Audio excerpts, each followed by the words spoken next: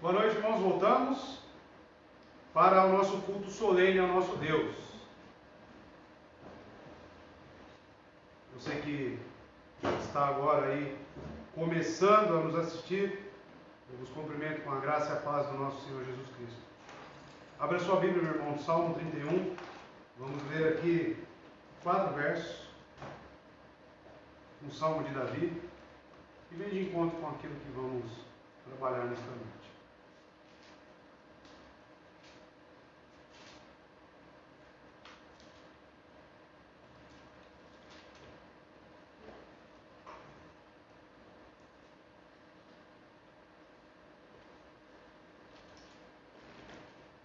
Salmo 31, do 1 ao 4. Diz assim a palavra de Deus: Em ti, ó Senhor, eu ponho a minha confiança. Não me deixes nunca ser envergonhado. Livra-me na tua justiça. Inclina teu ouvido para mim. Livra-me rapidamente. Sê tu minha rocha forte, uma casa de defesa para me salvar. Porque tu és a minha rocha e a minha fortaleza. Portanto, por causa do teu nome, lidera-me e guia-me. Que possamos agora, meu irmão, cantar a esse Deus, que é a nossa rocha. Pela manhã estávamos falando, no culto, lá no Jardim Planalto, da imutabilidade de Deus. Que o nosso Deus é como uma rocha, inamovível, que permanece, que não é como os homens, que são inconstantes, vacilantes, e é exatamente por ele ser imutável, é que podemos confiar nele, que podemos depositar nele toda a nossa confiança. E é nessa convocação, é neste sentimento, que eu convido o irmão a ficar de pé e louvarmos juntos ao nosso Deus.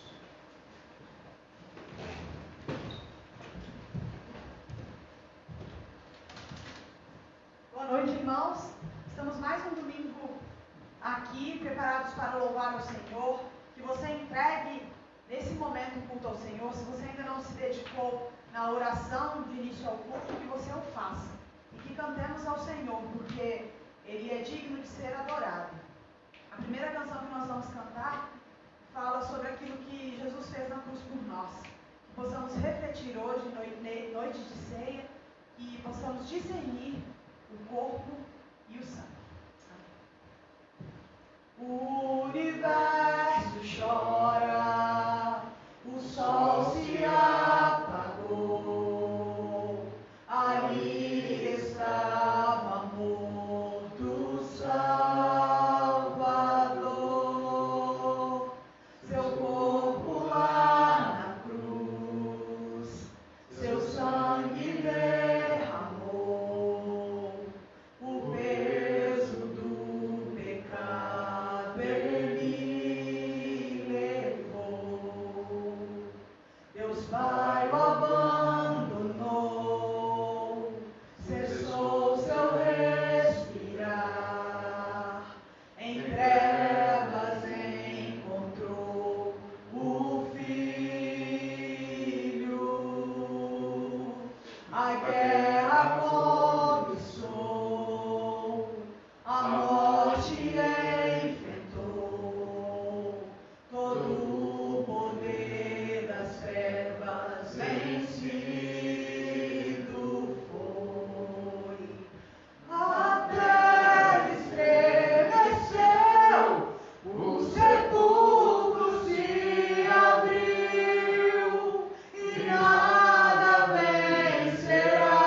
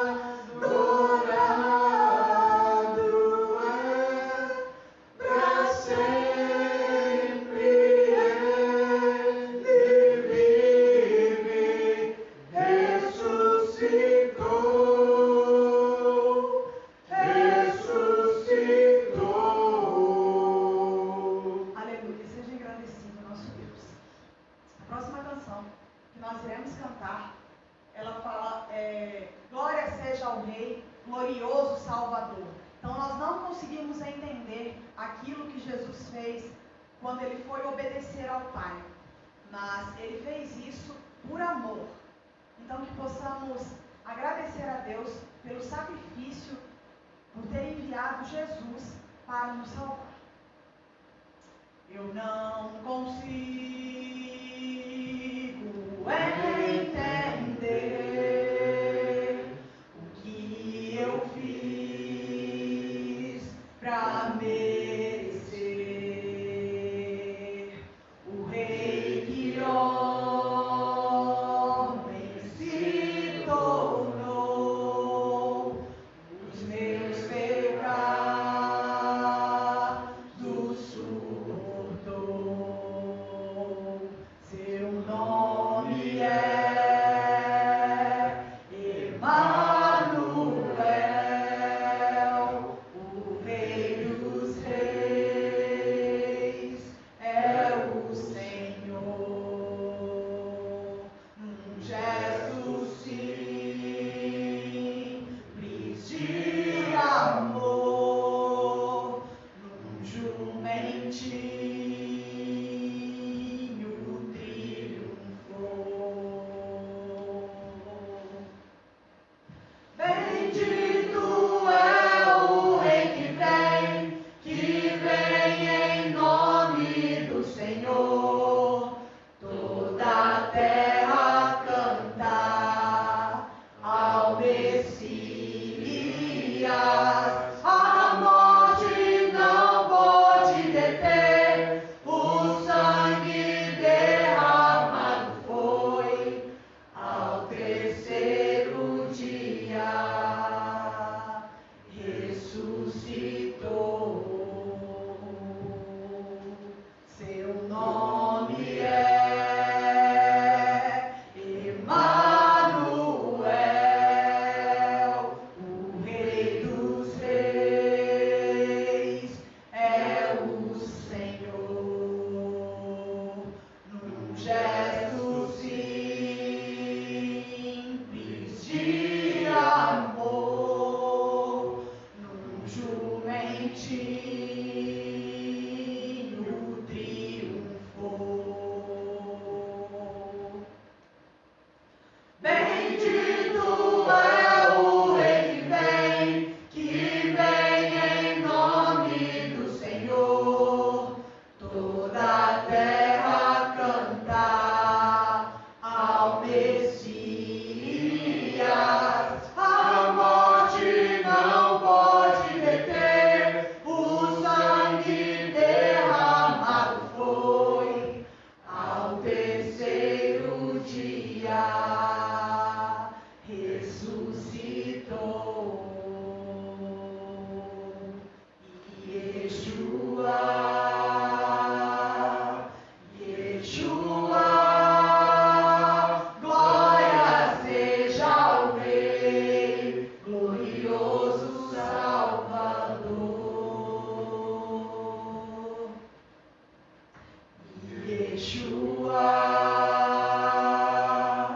Yeshua, glória seja ao Rei, glorioso Salvador.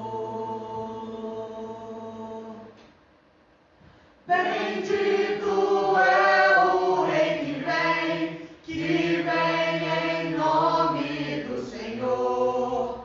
Toda a terra canta ao Messias. A morte não pode deter, o sangue derramado foi ao terceiro dia. Ressuscitou. Aleluia, glórias a Deus. A próxima canção que cantaremos, ela fala que é a graça do Senhor que nos liberta, é a graça do Senhor que nos cura. Então nós somos salvos somente pela graça, por meio da fé. E isso não vem de nós, é dom de Deus. Que possamos exaltar o nosso Deus por sua graça em nossas vidas.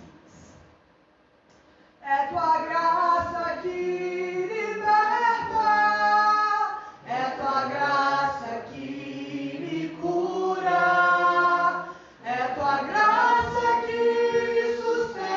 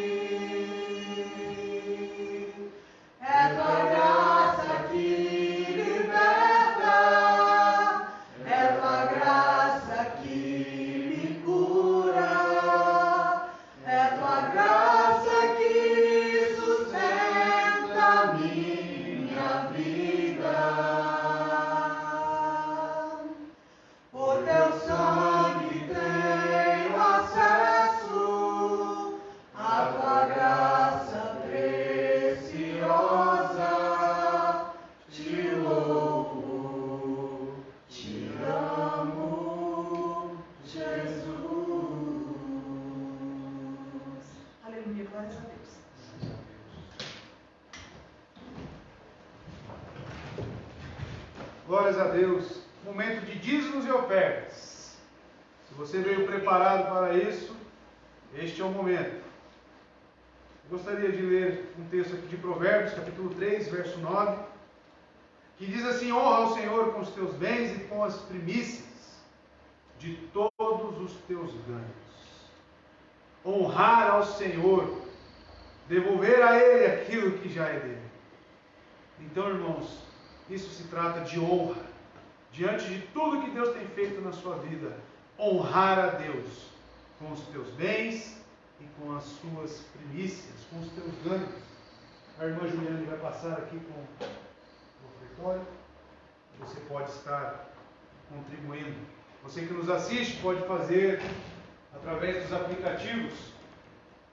O banco é o Banco do Brasil, agência 6535, dígito 8, conta corrente 11509, dígito 6, favorecida a Isadora Molina Fiorito, nossa tesoureira, CPF 435-255-218, dígito 63. Você pode estar também contribuindo e honrando ao Senhor com os teus bens. O texto que vamos trabalhar, o milagre de hoje, é a fé do oficial. Se encontra no Evangelho de João, no capítulo 4.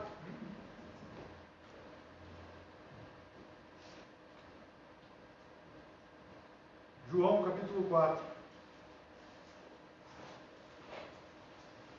Verso 46 ao 53.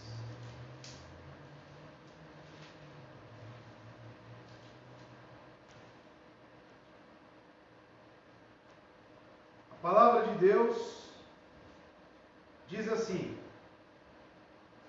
assim Jesus veio novamente a Caná da Galiléia, o mesmo local a qual ele realizou o milagre do vinho, onde ele da água fizera vinho. E havia ali um nobre, cujo filho estava enfermo em Cafarnaum. Ouvindo este que Jesus vinha da Judéia para a Galiléia, foi até ele e pediu-lhe para descer e curar o seu filho, porque ele já estava à morte. Então Jesus lhe disse: se não virdes sinais e maravilhas, não crereis. O nobre disse: Senhor, desce antes que meu filho morra. No verso 50, disse-lhe Jesus: vai pelo teu caminho, o teu filho vive. E o homem creu na palavra que Jesus lhe disse, e ele foi em seu caminho. E enquanto ele descia, saíram-lhe ao encontro os seus servos, e lhe contaram, dizendo: o teu filho vive. Perguntou-lhes, pois, a que hora ele começara a melhorar? E disseram-lhe: ontem, às 7 horas, a febre o deixou. Assim, o pai reconheceu que foi na mesma hora em que Jesus lhe dissera: o teu filho vive. E creu ele e toda a sua casa. Até aqui. Incline sua cabeça. Vamos orar. Buscar o auxílio do Espírito Santo neste momento. Senhor nosso Deus, obrigado pela sua palavra, Senhor.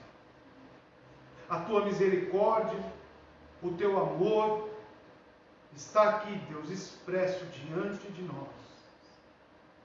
Eu quero te pedir, Senhor, que o teu Espírito conduza todas as palavras, que o teu Espírito haja em nossos corações esta noite, que não seja a minha vontade, que não seja o homem dizendo, mas o teu Santo Espírito, na tua dispensação. Que a sua graça seja abundante em nossas vidas.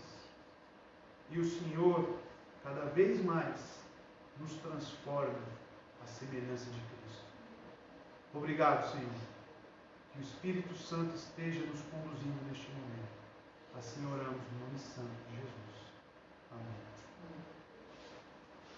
Esta narrativa, meus irmãos, ilustra o surgimento e o progresso da fé do indivíduo, da fé na alma.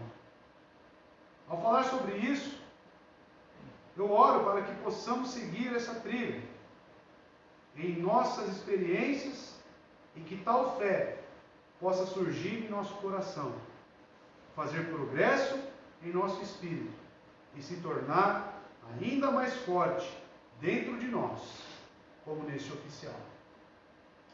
O importante não é apenas ouvir sobre essas coisas, meus irmãos, mas vê-las reproduzidas em nossa própria alma. Que possamos buscá-la, que possamos almejá-la, como este oficial a buscou, e encontrá-la como ele encontrou. Desse modo, meus amados irmãos, o Espírito Santo, que inspira esta narrativa, que está diante de nós, será visto escrevendo-a novamente, não sobre páginas, não sobre tábuas de pedra ou de madeira, mas em nossos corações. Assim como diz o apóstolo Paulo em 2 Coríntios, no capítulo 3, verso 3. Este é o meu desejo para esta noite. Que vocês demonstrem que são uma carga de Cristo, resultado do nosso ministério, escrita não com tinta, mas com o Espírito do Deus vivo, não em tábuas de pedra, mas em tábuas de coração, corações humanos. Esse é o meu desejo para cada um de nós nesta noite. Que você, ao ler esse texto, expositivamente ir acompanhando, que você possa observar as características do agir de Deus na vida deste homem. Que você possa ser encorajado, que você possa ser modificado por esta narrativa, inspirada pelo Espírito Santo de Deus. Antes de começarmos a abordar, é importante entendermos que existem alguns níveis de incredulidade nos indivíduos, nas pessoas. Existe uma chamada a incredulidade por falta de exposição. Esta foi a incredulidade do coração preparado e pronto, apenas esperando a revelação da verdade de Deus. Esse é o nível mais raso da incredulidade, exigindo apenas o encontro com Jesus, o conhecimento. Por exemplo, João capítulo 1, do verso 35 ao 37, tem ali também o exemplo de André e João. Não cita o nome de João, mas provavelmente seria João, aqui, quando eles estavam com João Batista. No dia seguinte, João, no caso João Batista, estava ali novamente com 2 dos seus discípulos. Quando viu Jesus passando, disse: vejam, é o Cordeiro de Deus. Ouvindo-o dizer isso, os 2 discípulos seguiram a Jesus. Então eles precisavam apenas vê-lo, apenas ter esse contato para segui-los. Este é o primeiro nível da incredulidade humana, o nível mais raso. Existe já o nível de incredulidade devido à falta de informação. Este tipo de incredulidade necessariamente é mais do que uma mera exposição, do que um encontro à pessoa de Cristo, assim como acabamos de ver. A mulher samaritana é um exemplo disso. No poço, não estava impressionada com a aparência de Jesus ou qualquer um dos seus milagres. Mas depois ela experimentou seu conhecimento sobrenatural a respeito do seu pecado, sua declaração direta de Jesus contra os seus pecados, sobre aquilo que ela estava praticando, é o que trouxe ela a salvação. Assim cremos. João capítulo 4, verso 16 ao verso 19. Ele lhe disse: vá, chame seu marido e volte. Aqui começa a confrontação à mulher samaritana. E ela diz: não tenho marido. Respondeu ela. Disse Jesus: você falou corretamente, dizendo que não tem marido. O fato é que você já teve 5. E o homem com quem agora vive não é o seu marido. O que você acabou de dizer é verdade. Ou seja, expôs diante dela o pecado. A incredulidade dela precisava ser vencida. diante do conhecimento, diante das informações a qual Jesus lhe forneceu. Existe também uma incredulidade devido a uma percepção por falta de provas. E esse vamos dar uma ênfase nesta noite. Aqueles que se enquadram nesta categoria tinham ouvido as reivindicações de Cristo, mas desejavam evidências de que essas alegações eram verdadeiras. São aqueles que precisam ver as obras de Cristo, precisam ver, presenciar, testificar as obras do Senhor. O próprio Jesus ofereceu seus milagres como prova de que ele era o Messias. Olha só em Lucas, no capítulo 7, do 20 ao 22, também tem um embasamento bíblico para isso. Dirigindo-se a Jesus, aqueles homens disseram: João Batista nos enviou para te perguntarmos: és tu aquele que haveria de vir, ou devemos esperar algum outro? Naquele momento, Jesus curou muitos que tinham males, doenças graves e espíritos malignos, e concedeu visão a muitos que eram cegos. Então ele respondeu aos mensageiros: voltem e anunciem a João que vocês viram e ouviram.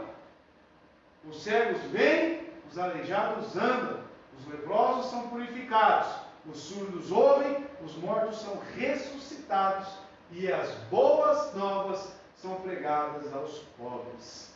Então era necessário eles ver, testificar para poder crer. Porém existe uma quarta, mais severa, que é a incredulidade deliberada, oriunda de um coração endurecido, religiosidade extrema e hipócrita são características dessa incredulidade.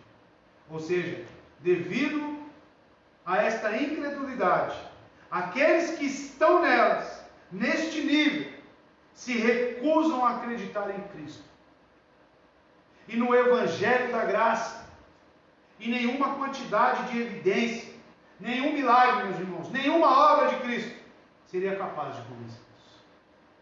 Eles sabiam quem era Jesus, eles entenderam seus ensinamentos, eles estavam cientes das esmagadoras evidências, ainda que teimosamente rejeitavam todas essas provas. Mateus 12, verso 24.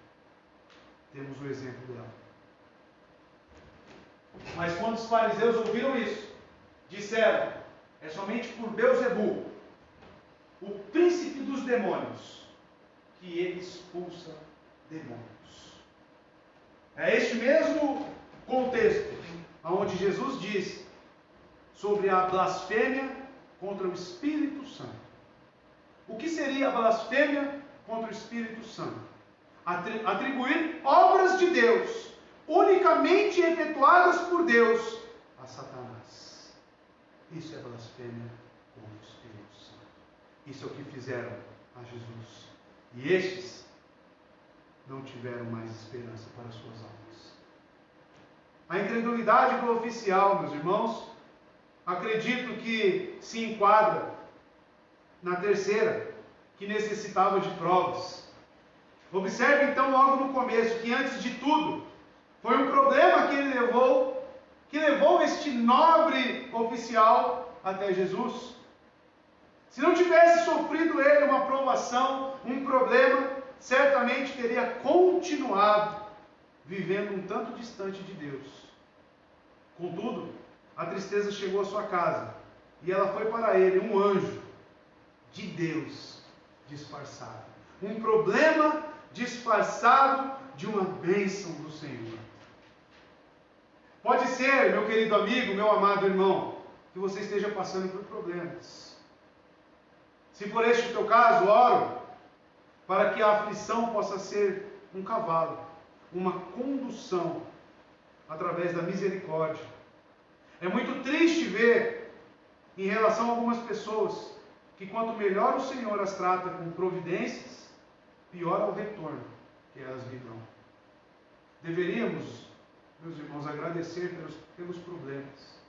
Eu não sei qual foi a sua experiência de conversão, mas eu creio que muitos aqui vieram pela dificuldade, vieram por um tratamento severo de Deus, um tratamento duro, e eu me enquadro também nessa característica. Porém, isso que aos nossos olhos é algo ruim, é algo amargo de se provar, é transformado em glória para o nosso Deus, é transformado em uma dádiva, em uma bênção. Por outro lado, meus irmãos, no entanto, existem pessoas que só se voltam para o Senhor quando Ele as esmaga. Existem. Quando estão à deriva, em águas agitadas, ou mal podem encontrar pão para comer, quando a doença ataca o seu corpo, ou especialmente seus filhos são abatidos. É que começam a pensar, meus irmãos, assim, em Deus e a esperar por coisas melhores. Cuidado, você que ora pela conversão, porque esta maneira de trazer, de atrair até Cristo, não seja a maneira como você idealize. Cuidado que eu digo é, esteja preparado para que, conforme Deus age, da maneira como Ele conhece o coração e que seja eficaz na vida do indivíduo, não te surpreenda. Esteja atento quanto a isso. Bendita seja a grande disciplina do nosso Pai. Para alguns perturbados, é bom que a tribulação haja ferido no seu coração, a ponto de levá-los ao arrependimento. Pois é o arrependimento que os levará a buscar e a encontrar o perdão. A forma de provação que visitou este oficial foi a doença do seu filho. O filho que ele certamente muito amava, estava ali enfermo, de cama, com uma febre mortal. As mães aqui presentes, como é duro ver os filhos doentes. E doença esta que pode ocasionar a morte. Ou um ente querido, para os que não têm filho. Acho que alguns aqui já presenciou uma situação como essa, de ver um ente querido, uma pessoa tão amada, doente e levada até mesmo à morte. Isso é duro. O coração do pai estava realmente triste, ferido, porque seu filho querido se achava prestes a morrer. Ele havia sem dúvida tentado todos os remédios, pois se trata de um oficial, de um homem de prestígio, de recursos, um homem que tinha servos. Provavelmente ele já tinha tentado todos os remédios, tratamentos, chamado todos os médicos que poderiam ser encontrados, a vários e vários quilômetros de Cafarnaum. A situação deste pai, ao encontro de Jesus, era uma situação desesperadora.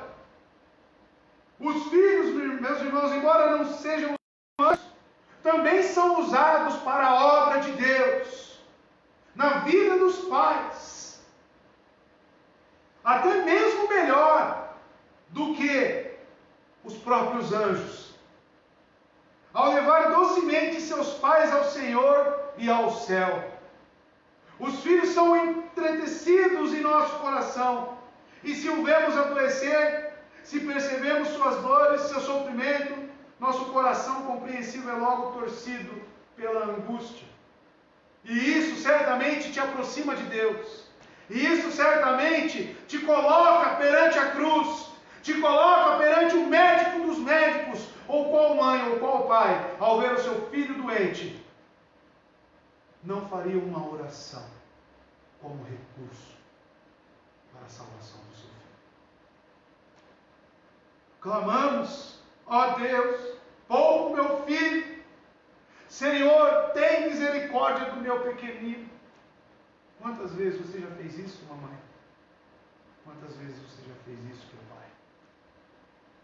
As primeiras orações que saem de muitos corações são extraídas por Deus, por meio da compaixão por aqueles que mais amamos. Foi isso o que aconteceu com este homem, nesta narrativa, o oficial do rei. Foi levado a Jesus pela ansiedade, pela angústia, devido ao sofrimento do seu filho. É possível que esteja falando a pessoas esta noite, aqui, ou que nos ouve, que estão vindo a Jesus Cristo pela tristeza. Possivelmente um pequenino querido, um filho, que pode estar prestes a ir embora. E o coração deles está clamando a Deus para que, se possível, essa vida preciosa seja poupada. Oramos, meus irmãos, meu amado ouvinte, que o nosso Senhor possa fazer deste problema um meio de graça na sua vida. A aprovação foi a ocasião, o prefácio para a obra da graça divina na vida deste oficial.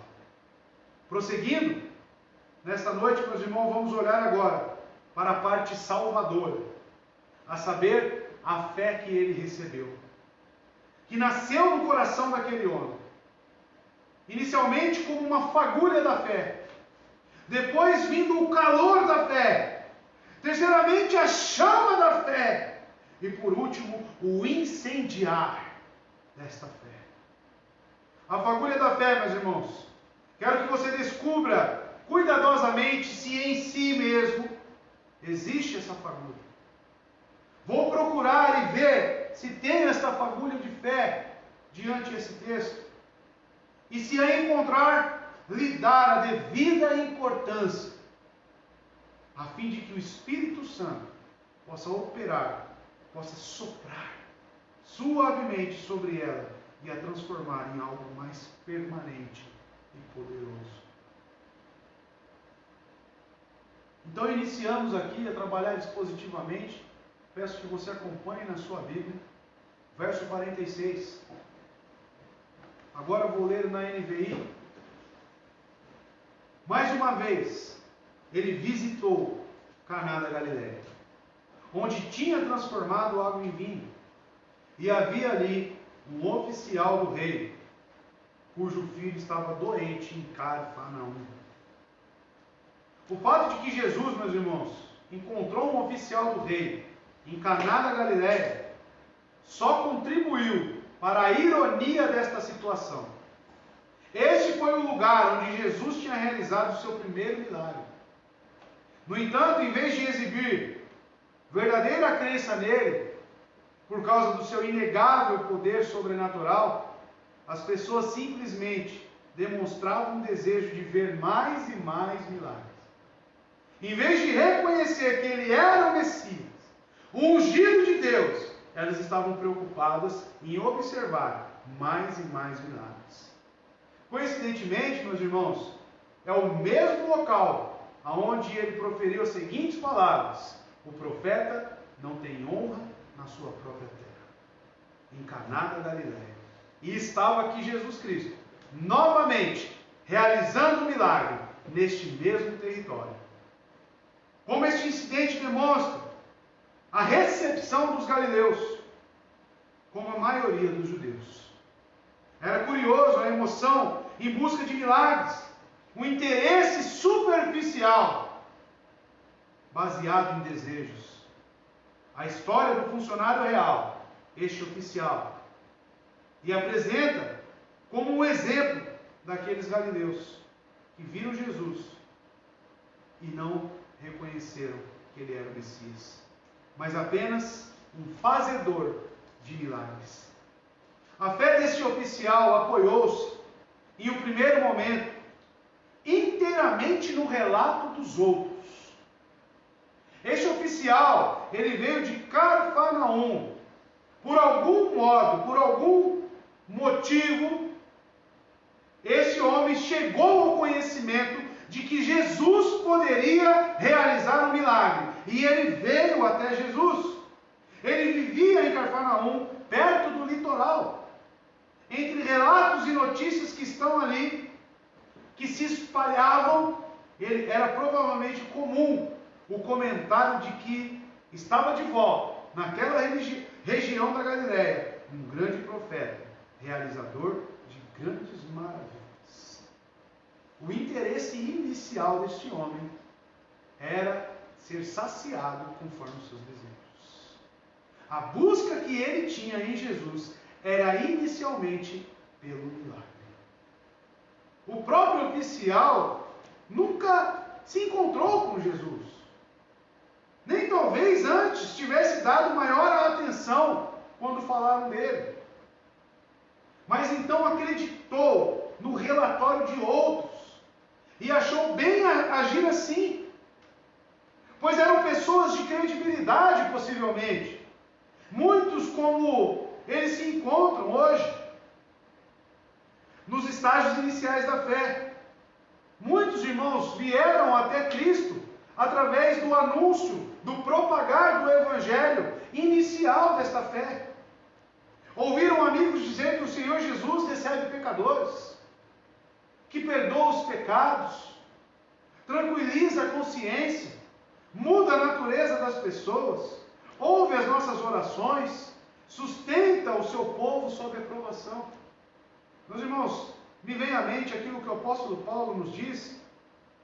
Eu não sei qual é o motivo, eu não sei qual é o interesse, o importante é que pregue Jesus Cristo.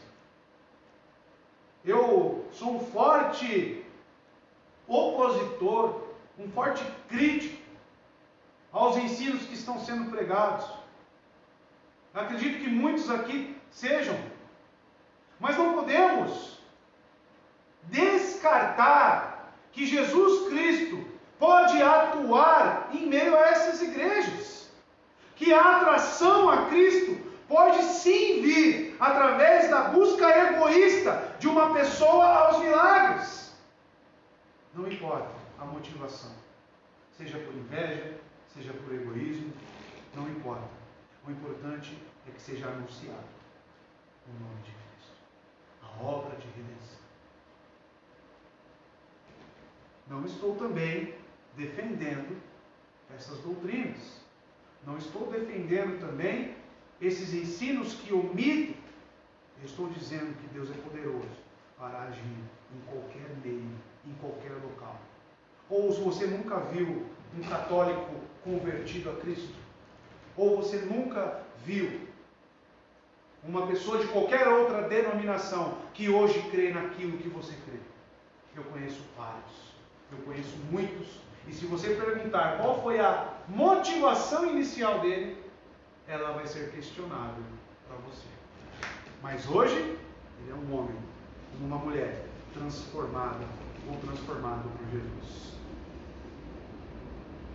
A fé, meus irmãos, frequentemente começa assim. As pessoas acreditam no relatório feito por pessoas conhecidas delas, que experimentam o poder do amor divino e em primeiro momento acreditam tal como aconteceu aos samaritanos, por causa do relatório daquela mulher que estava no poço, que ao sair dali, ao ser confrontada, ela anunciou em toda a cidade e as pessoas creram em Jesus Cristo. Mais tarde, irão crer por terem ouvido, visto, provado e tocado por si mesmos. Mas o início foi bom. O problema existe em quê? Em a pessoa se contentar apenas com o início. A pessoa não sair do início. É aí que mora o perigo. O início ele pode ser de diversas formas. E cada um aqui teve um início diferente. Uma motivação diferente. Mas eu quero que você olhe para trás e veja como a sua fé se desenvolveu. E que olhando para aquele início, você vê quão simples e até mesmo errado no seu ponto de vista ele foi. A questão gira em torno do desenvolvimento desta fé. E vamos ver isso na vida deste oficial. Verso 47. Quando ele ouviu falar que Jesus tinha chegado a Galiléia, então ele ouviu dizer, vindo da Judéia, procurou e suplicou-lhe que fosse curar seu filho, que estava à beira da morte. Observe que a fé era tão pequena que se referia tão somente à cura do seu filho doente. O oficial não sabia que precisava de cura também para o seu coração. Ele não sabia que precisava da cura da sua alma. Ele vai lá apenas para buscar a cura para o seu filho. Não tinha ideia de sua própria ignorância a respeito de Jesus. O quanto nós éramos ignorantes a respeito de Jesus. Isso eu falo para aqueles que têm relacionamento com Deus. Qual era a maneira que inicialmente você enxergava a obra da redenção? Como você enxergava a cruz de Cristo e como você enxerga hoje? Veja que esse oficial não se difere da gente. Não se difere da maneira como você iniciou na fé. Ele era tão ignorante que não sabia que precisava nascer de novo. Ele nem compreendia que o Salvador estava diante dele, na sua frente. E este poderia dar a luz e a vida eterna para ele. Não possuía maior conhecimento do poder espiritual que Jesus tinha. E por isso sua fé tinha um alcance muito restrito. A fé dele estava limitada apenas à cura do filho. Não mais. Não ia além disso. O que parece que ele realmente acreditava era que o Senhor Jesus tinha que ir até sua casa. E que somente assim poderia impedir o seu filho de morrer de febre. Veja o que diz o texto. Procurou e suplicou-lhe que fosse. Ele tinha que ir lá. Ele não cria que por uma palavra, que apenas pelo querer de Jesus Cristo, o seu filho poderia ser curado. A fé deste homem era uma fé restrita. Você pode ainda ser um incauto, um ingênuo na fé, uma pessoa que não entende as doutrinas, mas isso não significa que você não tem fé. O exemplo está aqui diante de nós. Contudo, está dizendo para si mesmo, sem dúvida, ele pode me ajudar em minha provação e me livrar da minha dificuldade hoje. Tudo bem, use a fé que você tem, meu irmão, assim como este oficial utilizou. Ponha diante do Senhor sua provação neste exato momento. Ponha a sua tristeza, exerça a sua fé neste momento, meu irmão. Utilize aquilo que você tem, seja pequena ou seja grande, seja dotada de muito conhecimento ou seja pouco. Mas utilize aquilo que você tem. Venha até Jesus Cristo. Fale, se renda a Ele. Ponha-se diante do Senhor. Ele está pronto para ouvi-lo. Mesmo que sua oração possa envolver apenas coisas do mundo, e não passar de uma oração meramente comum, ainda assim continue fazendo esta oração. É melhor você com essa oração do que sem ela. Continue com essa fé minúscula. Continue com essa fé do tamanho de um átomo. Mas continue. Porque Jesus Cristo tem o poder para desenvolver a sua fé. Diante dele você pode ser um homem como Pedro, um homem como Paulo, ter uma fé grandiosa que move montanhas. Meus irmãos, como ser ser humano é difícil. Mesmo que você só possa orar neste momento pedindo por uma simples misericórdia. Uma misericórdia comum. Talvez seja a misericórdia que você precise para que o alimento esteja na sua despensa. Talvez a misericórdia que você peça a Deus seja uma porta de emprego. Tudo isso está no âmbito comum da misericórdia de Deus. Mesmo que seja isso, ore a Deus. Ou uma das menores bênçãos possíveis. Pode fazê-lo com a convicção e a confiança. Essas são as marcas. Por mais que sejam seus motivos tortos, Por mais que você ainda não entenda muito bem o que você está pedindo, meu irmão, tenha convicção e confiança naquele que você está pedindo. Se tiver alguma fé no Senhor da graça, em que pese ser esta fé apenas uma fagulha, não deve apagá-la. Saiba, meus irmãos, que ao acender um fogo, acender uma churrasqueira, uma grande brasa, uma grande chama, começa com uma pequena fagulha. Uma pequena fagulha é o suficiente para incendiar até mesmo uma floresta. Não despreze a sua fé, exerça a sua fé. Olhe para este homem. Nem o Senhor Jesus, meus irmãos, despreza esta fé, pois Ele prometeu que não apagará o pavio que fumega. Isaías 42, verso 3, a profecia sobre o Messias. Ele não quebrará o caniço rachado e não apagará o pavio fumegante. Com fidelidade fará justiça. Ou seja, aquele que ainda se encontra fraco, aquele que ainda se encontra debilitado, porém tem confiança, porém tem convicção que Jesus Cristo pode efetuar um milagre na vida dele. Estes, ele não apagará o pavio, e sim acenderá. E assim colocará essa chama cada vez mais forte. Qualquer desejo que você tenha em Jesus, qualquer que seja o seu grau de fé, venha com ela aos pés do Mestre. A fé do oficial era tão frágil que ele limitou o poder de Jesus à presença física dele, porque queria que ele fosse até o fim. Acreditava ser necessário a presença do Senhor na sua casa. Entrar no quarto onde estava o seu filho para dar uma ordem à febre e então ir embora.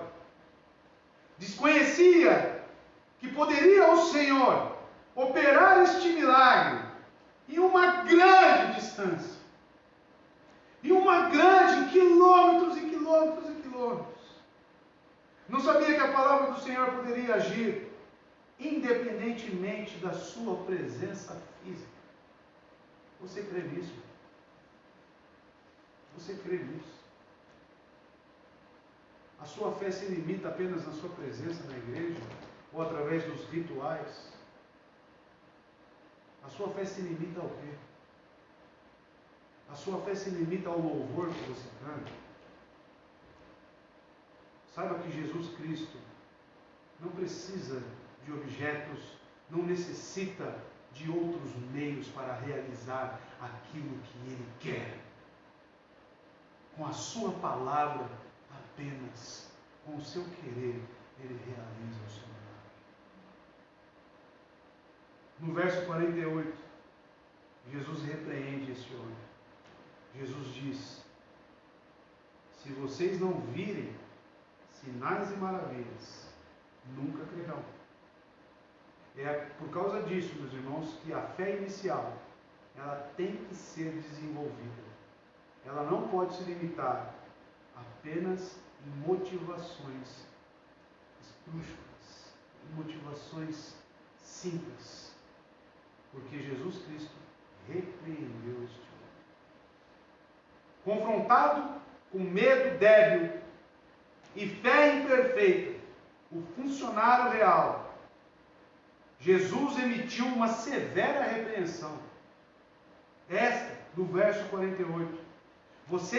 Se vocês não virem sinais e maravilhas, nunca crerão. Se você puxar na sua memória bíblica, no seu conhecimento das Escrituras, Tomé recebeu essa repreensão. João, capítulo 20, verso 27 ao 29. Olha só, e Jesus disse a Tomé: coloque o seu dedo aqui, porque ele tinha dito: só vou crer, só crerei se eu tocar, se eu presenciar. Veja as minhas mãos. Jesus dá as provas para ele. Estenda a mão e coloque no meu lado. Pare de duvidar. Pare de duvidar. E creia. Senhor. Disse-lhe Tomé: Senhor, meu Deus, Senhor meu, Deus meu.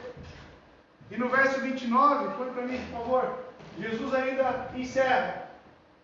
Porque, então Jesus lhe disse: porque me viu, você creu? Felizes os que não viram, bem-aventurados os que não viram e creram. Confiança, convicção em quem você crê. Você tem isso, irmão? Você tem confiança em Jesus? Você tem convicção em quem você crê? Tem? Como você tem agido na sua vida? Você realmente pode dizer: eu confio, eu creio? Não estou mais aqui colocando em xeque as suas motivações. Eu estou perguntando se você crê. Eu estou perguntando se você confia. Ou você precisa vivenciar, presenciar algum milagre para você crer? Ver alguma coisa acontecer? Meus irmãos, a sua palavra tem que nos bastar. A sua palavra nos basta. E tudo o que está aqui temos que confiar, temos que crer. Conheço muitas e muitas pessoas que vão à igreja, vou lá hoje para ouvir a palavra daquele homem que profetiza, eu vou lá para ver o milagre daquele que cura, aí faz as filas, a fila da cura sempre é maior, porque isso, bem-aventurados são aqueles que creem sem ver, O Senhor Jesus aceita isso de maneira graciosa, esta fé pequena. Sim, Ele recebe, Ele não lança fora. Aqueles que vêm até Jesus, de maneira alguma Ele lança fora, mas não significa que Ele não repreende, não significa que Ele não exorta. Ser fraco na fé para o iniciante não é a mesma coisa para quem já desfruta de longa experiência de bondade de Deus, longa experiência de conhecimento de Deus, a passar a desconfiar dele. Meus irmãos, quanto mais tempo de cristão você tem, mais exigido será a sua fé, mais exigências virá. A cada aninho que se passa, entendo eu que você tem mais conhecimento de Cristo. E sendo assim, você não tem motivos para desconfiar dele. Sendo que a sua fé é uma fé genuína. Se você ainda desconfia de Cristo, você precisa rever a sua conversão. Se você desconfia de Cristo em realizar algo na sua vida, você precisa rever se você tem apenas uma fagulha ou se você não tem nada. E tudo isso vem através do desenvolver da fé. Muitos creem que Ele pode salvar, isso a maior parcela das pessoas, mas muitos também estabelecem em sua mente como Ele deve fazer isso, assim como o oficial. Ele estava estabelecendo em sua mente a maneira como Jesus tinha que fazer. Ele tinha que ir até a casa. Alguns costumam, preste atenção, meus irmãos, ler biografias religiosas, em que tomam conhecimento de que determinada pessoa foi levada ao desespero, teve pensamentos horríveis, e assim por diante. Daí colocam na cabeça que devem ter horrores similares, caso contrário estarão perdidos. Estabelecem assim métodos como ser salvo. Estabelecem assim padrões de que aquilo que acontece com a irmã necessariamente tem que acontecer comigo. Aí lê o livro dos heróis da fé e olha para a vida piedosa daqueles homens e acha que aquilo é um padrão e Jesus Cristo está limitado a seguir aquele agir na sua vida. O que Jesus Cristo fez na vida de George Miller foi com George Miller. Se ele foi cheio, pleno, sim, deve ser admirável. Mas não limite o poder de Jesus àquele padrão. Jesus Cristo age da maneira como Ele quiser, com quem Ele quiser. Sabemos que Charles Spurgeon chegou ao entendimento, foi atraído até Jesus Cristo pela pregação de um presbítero que pouco pregava naquela igreja. Charles Spurgeon foi Charles Spurgeon. O presbítero era um presbítero, um trabalhador, um servo da igreja. Cada um teve uma fé, cada um teve um agir de Deus diferente. Devemos sim buscar a plenitude do Espírito, buscar ser cheios do Espírito, mas não coloque padrões em Jesus Cristo. Não coloque, você tem que ir até lá, senão o meu filho não vai ser curado. Não estabeleça padrões. Sobre esse aspecto você erra, da mesma maneira que um oficial. Ele esperava que o Salvador descesse até sua casa e realizasse algum ato peculiar do seu ofício profético. Na verdade, esse oficial é a nítida reprodução no Novo Testamento de Naamã. Lembram de Naamã? Se recordam de Naamã? 2 Reis, capítulo 5, verso 10 e verso 11.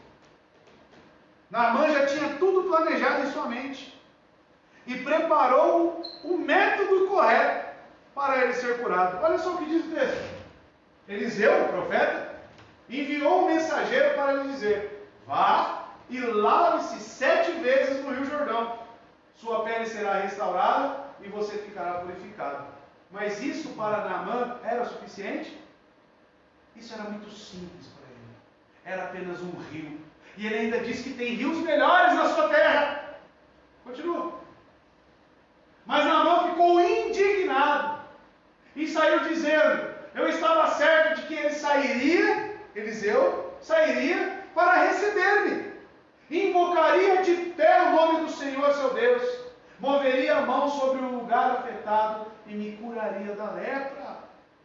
Está cheio de Naamã ali da igreja, irmãos.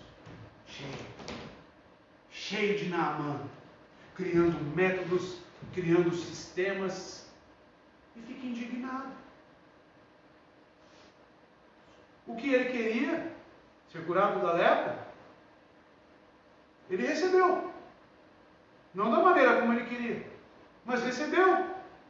Sabe de uma coisa, meus irmãos?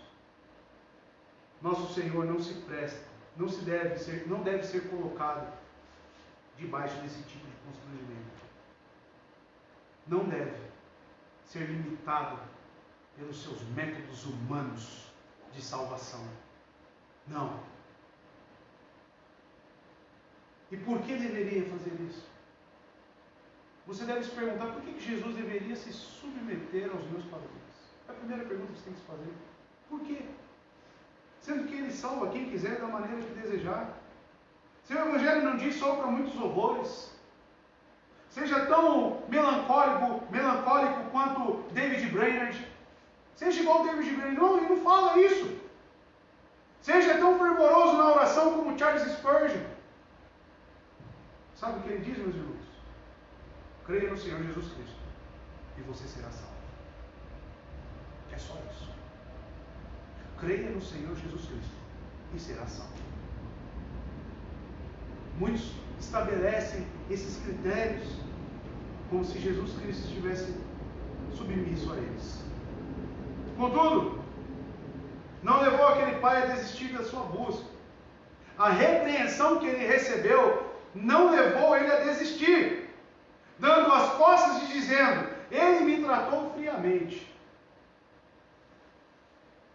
O mesmo aconteceu em Mateus 15, versos 25 e 26. A mulher cananeia, os irmãos se recordam? Olha só, a mulher veio, adorou de joelhos e disse: Senhor, ajuda-me. Ele respondeu: não é certo tirar o pão dos filhos e lançá-los aos cachorrinhos. Recebeu, de certa forma, uma repreensão. As duas coisas que devemos destacar e observar, tanto nesse texto da mulher cananeia, quanto na vida do oficial, é que eles não desistiram mediante uma repreensão. O que isso deveria nos ensinar?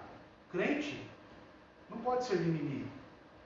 O crente não tem espaço de, ai, esse pastor grita muito, é muito severo, fala muito duro. O crente recebe exortação de bom grado. O crente é humilde. O crente sabe que está errado, conhece a sua depravação e busca constantemente a mudança. E essa repreensão venha de quem for. Venha de quem for. O oficial, ele não desistiu. Ele continuou. Você vê através disso que a fé que ele tinha era uma fé genuína. Olha só. Pelo contrário, ele aceitou a repreensão suave. E deve ter pensado consigo mesmo, sim, mas a quem poderia ir? Este cara está falando, sendo talvez severo, talvez rígido, talvez muito enfático. Mas eu sei que é Jesus Cristo que está ali. A quem mais eu posso recorrer? A quem mais eu posso ir? Se Ele está ali, é ali que eu devo estar. O que estamos aprendendo na vida, irmãos? Se você vê o agir de Deus, se é ali que Cristo está, aonde você tem que estar, irmão? Que discípulo, que filho de Deus quer estar longe de Jesus? Agora, se você começa a criar métodos e critérios, não, tem que falar mais tranquilo, tem que falar mais baixo, não pode falar muito de pecado. Você tem que rever que tipo de fé é essa. Se é uma fagulha ou se não é nada. Aquele homem, meus irmãos, respondeu ao Senhor com insistência ainda maior. Ele não iria embora, não. Oh, meu querido, tem uma tamanha fé como essa em Cristo, que ainda que Ele tenha que me repreender, jamais se afaste dEle, jamais se afaste de Cristo, esteja perto dEle. Jesus é a nossa única esperança, irmãos. Portanto, nunca se afaste do Senhor, mesmo que isso te incomode o seu ego, vá contra os princípios da sua família. Não se afaste do Senhor. Ele é o único que pode te salvar. Ele é o único que pode te ajudar. É o único. Então aceite de bom grado, mesmo que esse remédio seja amargo. Mas confie e tenha certeza de que Ele vai te curar. Faça como John Bunyan, preste atenção no que John Bunyan falou. Fui levado a tamanhas dificuldades que por necessidade devo ir a Jesus. Se Ele me encontrasse com uma espada desembainhada em sua mão, eu rapidamente me jogaria debaixo do fio dessa espada. Não importa. Se Cristo está ali, e eu sei que se eu for até ali onde Ele está, eu morrerei, é ali que eu vou. Mesmo que você perca os seus bens, mesmo que você perca tudo o que você tem, se você sabe que é ali que Jesus está, vá até Ele! Vá até Ele! A quem mais você iria? Qual é o outro? Quem mais você recorreria? Quem? Somente Ele. E é isso que John Bunyan enxergava. Verso 49. O oficial do rei disse: Senhor, vem antes que meu filho morra. Apesar de sua repreensão, por causa do tipo de fé que ele tinha, o Senhor graciosamente realizou o milagre na vida daquele homem. Consequentemente, redesenhou a fé do oficial para um nível superior. Ao curar seu filho fisicamente, o grande médico mudou-se para curar o pai espiritualmente. O oficial foi até Jesus pessoalmente, meus irmãos, e ele não tinha necessidade de fazer isso, porque ele tinha servos. Ele poderia ter enviado servos, mas ele foi pessoalmente. Aqui, irmãos, vem uma verdade para todos nós. Que crente é este que terceiriza o serviço da fé? Que crente é esse que envia procuradores, sabendo que eu posso ter um encontro com Jesus, sabendo que minha igreja representa Cristo? Qual é o lugar que eu mais quero estar? Pessoalmente. Qual é o lugar que meu coração me leva? As minhas vontades. Onde é? Uma fé fraca, sob certo aspecto, sim, um oficial, mas forte o suficiente para levá-la até Cristo. Por isso, irmãos, estudamos aqui na EBD agora há pouco também. Não acredito em crente desengrejado. Eu não acredito em crente apático.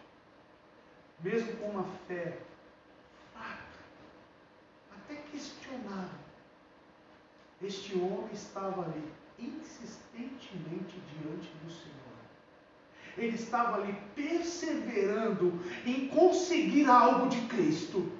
Ele estava buscando ferroneamente, insistentemente, cansavelmente. Ele não se apartou de Cristo, sendo repreendido ou não repreendido. Ele estava ali pessoalmente diante do Senhor Jesus. A sua fé leva você a orar a Cristo? Se sim, meu irmão, se a sua fé te leva a orar a Cristo, eu tenho todos os motivos para dizer que ela é uma fé genuína.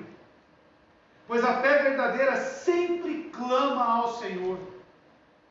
Se a sua fé o leva a se apegar a Cristo com resolução, dizendo: não te deixarei ir, assim como Jacó, que agarrou o anjo, que segurou ele porque queria ser abençoado, assim age as pessoas com fé. Mas o que enxergamos no meio evangélico, nos denominados cristãos, trocando a fé por Cristo por qualquer outra coisa? A fé pode ser pequena, mas ela não negocia a presença de Cristo. A fé pode ser pequena, mas o desejo da fé pequena é estar sempre na presença de Cristo. A fé pequena te leva a orar. Pode ser que a sua oração, como eu disse, não seja aquela oração que contém as palavras corretas, mas ela te leva a orar. Porque você sabe que quem está ouvindo a sua oração, porque você confia nele, porque você sabe que ele é a rocha. Agora, não venha justificar a sua frieza espiritual, a sua falta de interesse em Cristo, e dizer: é porque eu tenho uma fé pequena. Não. O texto não permite você dizer isso. A palavra de Deus não permite você dizer isso.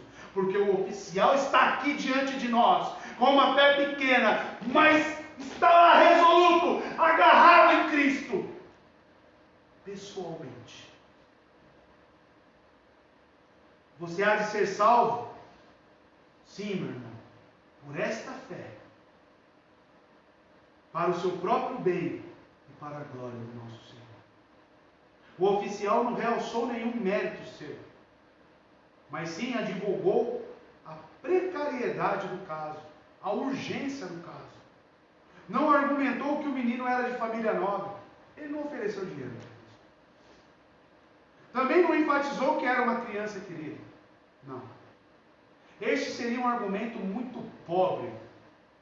E certamente Cristo o recusaria. Mas frisou somente que o menino estava à beira da morte. A natureza extrema do caso era a razão para a urgência. A criança estava à porta da morte, e portanto seu pai implorava que a porta da misericórdia fosse aberta. Meu amigo, meu irmão, quando você é ensinado pela graça a orar e pedir corretamente, passa a realçar na oração aquelas circunstâncias que justificam sua condição de perigo. Qual é o tema-chave da sua oração? Quando você é ensinado pela graça, a sua dependência e a sua nulidade diante de Cristo. O quão caído você é, o quão dependente você é. É isso que a graça de Deus, e sim, uma fé pequena, inicialmente nos leva a orar. É isso que o salmista Davi escreveu. Salmo 25, verso 11. A verdadeira fé te leva a dizer isso. Olhe só o que Davi dizia a Deus. Por amor do teu nome, Senhor, perdoa o meu pecado, que é tão grande. Por amor, Senhor, do teu nome, me perdoa.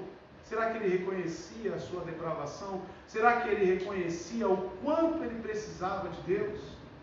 Assuma e mostre que você está realmente à beira da morte. Quem aqui pode dizer, estou de pé, estou vivo? Assuma, irmão, que todos nós estamos à beira da morte. Este será o argumento sincero e correto para comover o coração de Deus.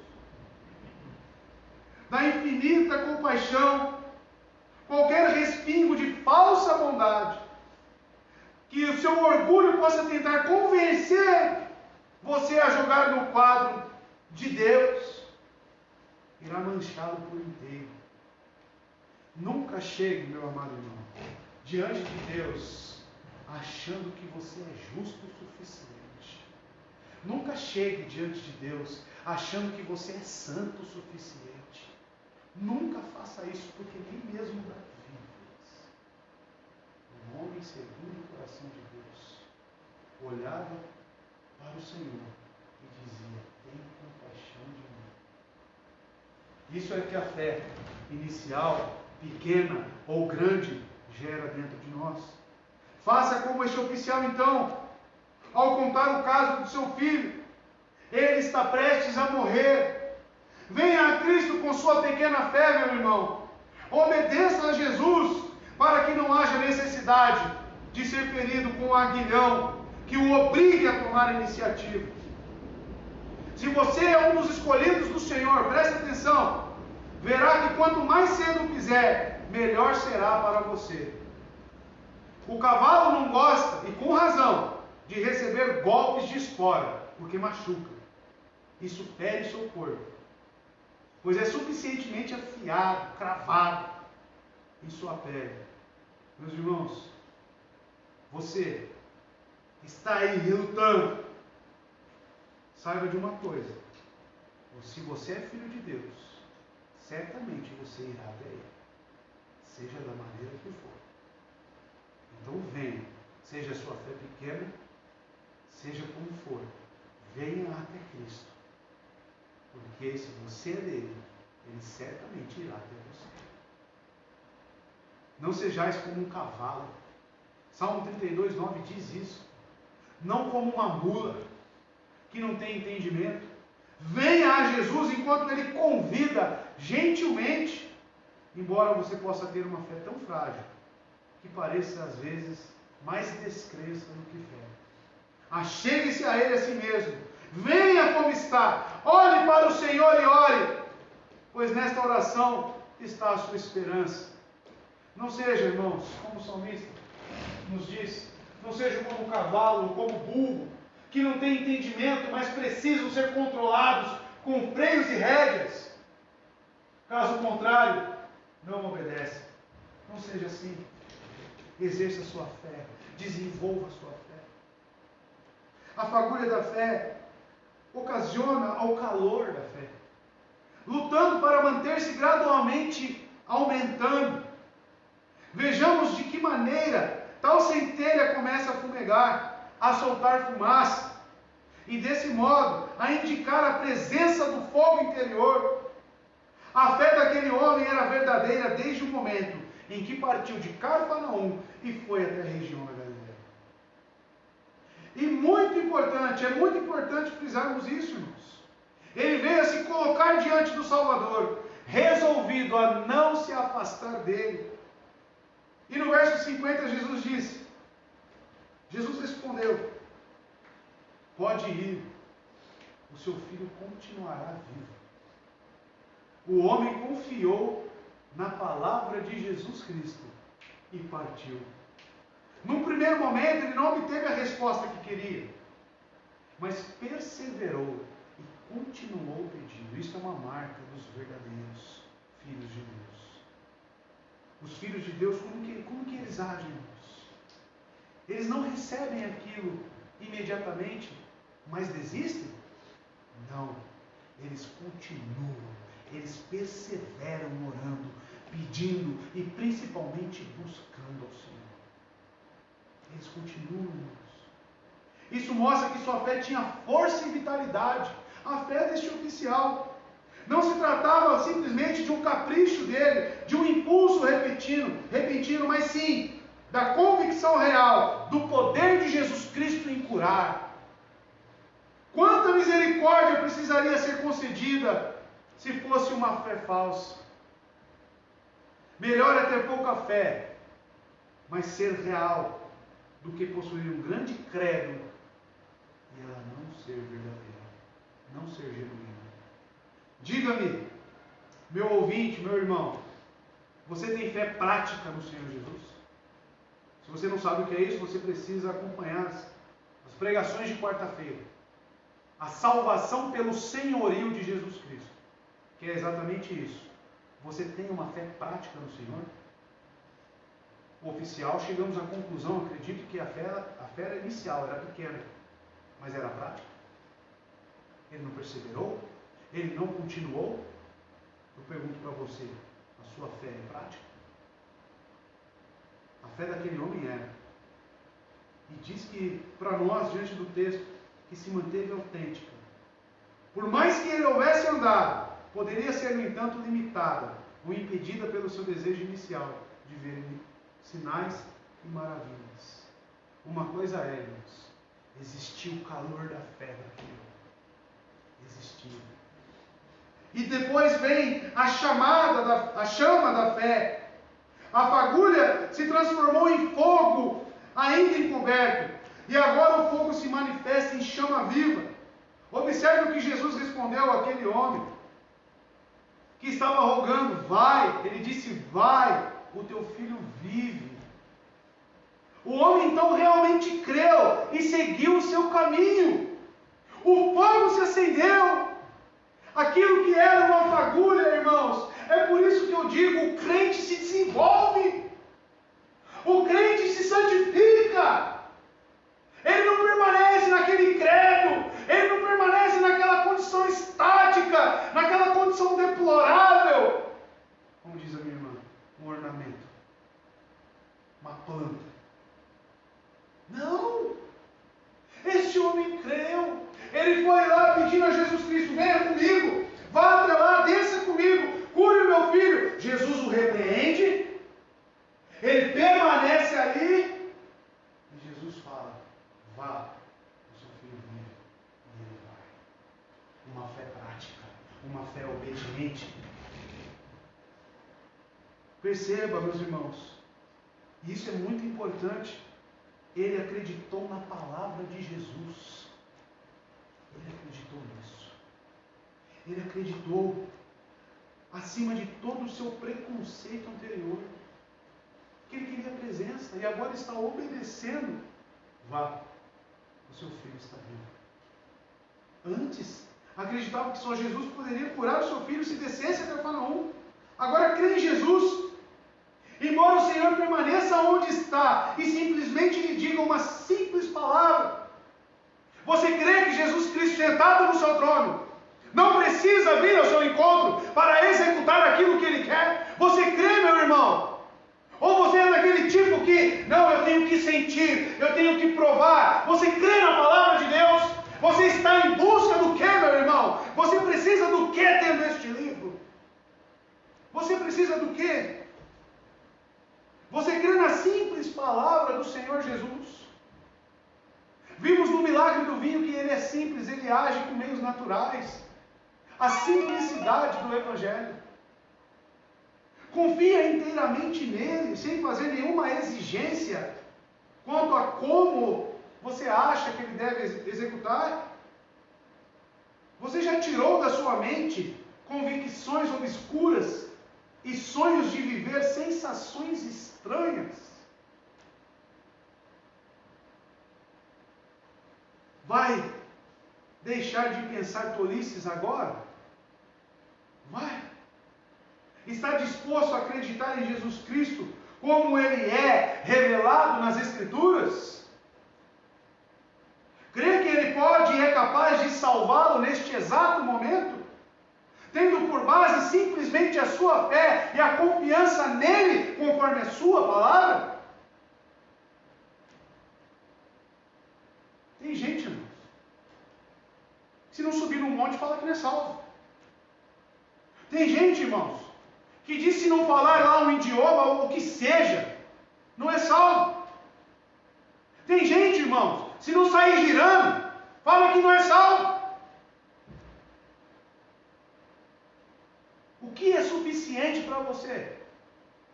A palavra do Mestre? Porque a fé verdadeira é como a desse oficial, que ouviu ela e obedeceu.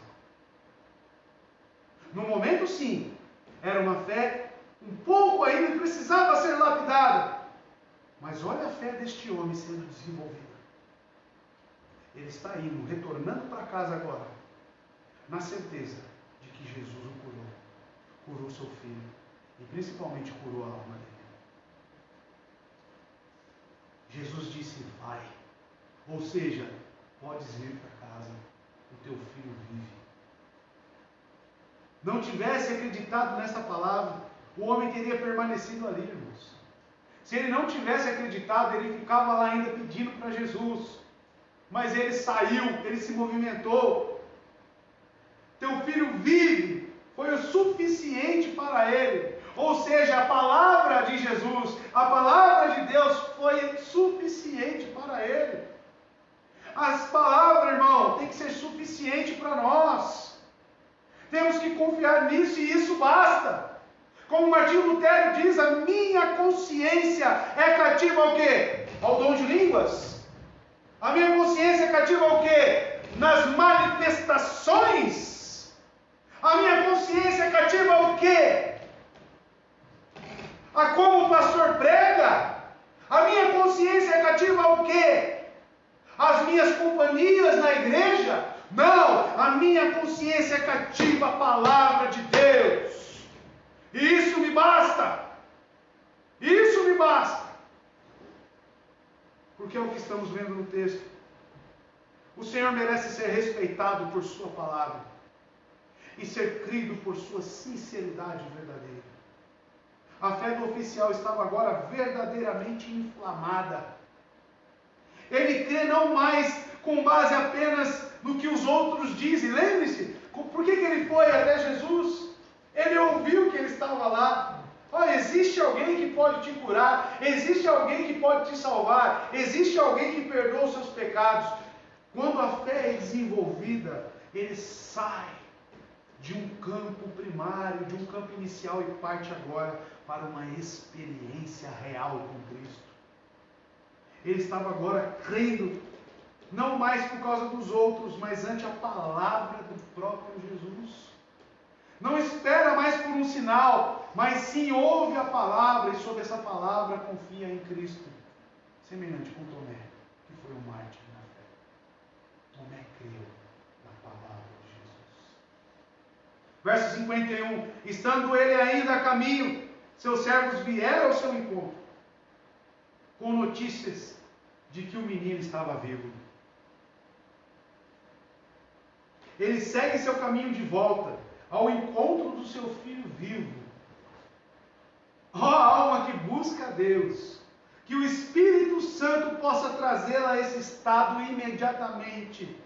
Que você possa dizer agora: ó Senhor, eu não vou esperar mais por qualquer tipo de sentimento, por qualquer tipo de confirmação, evidência, sinal, mas ante a palavra que o teu sangue selou, eu confio em ti eternamente. Meus irmãos, isso é o que basta para a salvação. Crer em Jesus, confiar na sua palavra. Você não precisa entender todas as doutrinas. Você precisa crer em Cristo. É isso que vai te salvar. Com relação à fé desse homem em tal estágio, sou levado a dizer que ele ainda carecia de alguma coisa. Foi excelente para ele chegar a esse ponto, mas precisava ir além. Esperava certamente menos do que deveria ter esperado. E eis porque, quando seus servos lhe deram a notícia de que seu filho querido vivia, perguntando-lhes quando começara a melhorar. Preste atenção, verso 52. Quando perguntou a que horas o seu filho tinha melhorado, eles lhe disseram: a febre o deixou ontem, a 1h da tarde. Outras versões, a minha na King James, traz assim: perguntou-lhes, pois, a que horas ele começara a melhorar. Pode-se perceber então que o oficial esperava uma restauração gradativa do seu filho. Ele esperava que ele aos poucos ia se recuperando. Mas a encomenda de Jesus foi melhor do que aquilo que ele esperava. Contava com um curso normal da natureza, mas aqui estava uma obra milagrosa. Recebera muito mais do que podia imaginar. Quão pouco conhecemos Cristo e quão pouco cremos nele. Mesmo quando realmente nele confiamos. Como a nossa fé é pequena. Como a nossa fé é pequena. Jesus Cristo pode fazer muito mais do que imaginamos ou pensamos. A única exigência é: creia nele. Creia em Jesus. Medimos a riqueza infindável de Cristo, não em função do que ele faz, mas sim, irmãos, em função da nossa incredulidade, porque ele sempre nos surpreende. Nem sempre a fé que salva está plenamente desenvolvida, irmãos. Entendam isso. Existe espaço para que creiamos mais, para que esperemos mais do nosso bendito Senhor, que possamos fazer isso esta noite. Devo mencionar, no entanto, uma coisa edificante aqui. O pai viajou de volta, uma viagem de cerca de 50 quilômetros. Lemos então que os servos saíram-lhe ao encontro, neste verso. Teriam eles começado a ir ao seu encontro tão logo, quando o filho foi curado? É a primeira pergunta. Se isso ocorreu, devem tê-lo encontrado no caminho, pelo menos na metade. Digamos, portanto, que eles tenham andado 15 quilômetros, os servos, restando assim 25 a 35 quilômetros, para o oficial haver viajado até ali. Os servos disseram: ontem, a hora 7ª, a febre o deixou. A hora 7ª era equivalente a 1 da tarde. E o dia era ontem. Sabemos que o dia se encerra com o pôr do sol, né, irmãos? E alguém dificilmente faria de ontem sem uma noite entre 2 dias ter passado. Teria ele levado às 16 horas para cumprir aquela parte da jornada? Uma pessoa anda em média, meus irmãos, se ele foi a pé, claro, de 5 a 8 km por hora. Se foi assim, ele não viajou com velocidade excessiva. Ele não foi correndo. É bem verdade que 40 quilômetros seria, na época, uma jornada de praticamente o dia inteiro para um camelo. Pois no Oriente as estradas eram muito ruins. Contudo, ainda me parece que este pai, feliz com a notícia do seu filho, crendo em Jesus, caminhou com a tranquilidade de um crente. Um crente não anda angustiado. Um crente confia. Em vez de ir com pressa de um pai ansioso, vejam a situação do caso, irmãos. Seu filho estava morrendo. Porém, quando ele recebeu a notícia de Jesus, seu filho vive. Ele vai tranquilamente para casa. Em vez de ir com pressa de um pai ansioso, sua passagem pelas estradas e por entre os vilarejos foi moderada, sem alterar seu passo normal, porque não estava sequer preocupado. agora que sua mente descansava em sua fé. Uma viagem de 50 quilômetros a pé, irmãos, em um ritmo tranquilo, respeitando de 5 a 8 quilômetros, duraria em média 7 horas. E eles utilizam aqui no texto ponto, ou seja, ele demorou para chegar em casa. Ele foi tranquilo. Ele andou em segurança. Ele andou em confiança em Jesus. Não se preocupem com o dia de amanhã. Busquem primeiramente o reino de Deus. É assim que vive um crente. Um crente não precisa ficar angustiado. Um crente não precisa viver agoniado. Um crente deposita sua confiança em Deus. Ele anda devagar e sempre confiando em Jesus. O incendiário da fé, meus irmãos, o último ponto. Enquanto ainda ia para casa, já sabemos seus servos foram ao seu encontro, trazendo boas novas. Da quietude de sua fé em que se encontrava, o oficial tornou-se radiantemente alegre. E ao lhe anunciarem que o filho vivia, a mensagem atingiu aquele homem como um eco da palavra de Jesus. Eu já ouvi isso. Quando os servos chegam até ele e falam, seu filho está vivo, o que passou na cabeça dele? Ele pensou, certamente, Cristo já me disse isso. E apenas está confirmando aquilo que é a sua palavra. Por isso que ela é fiel, irmãos.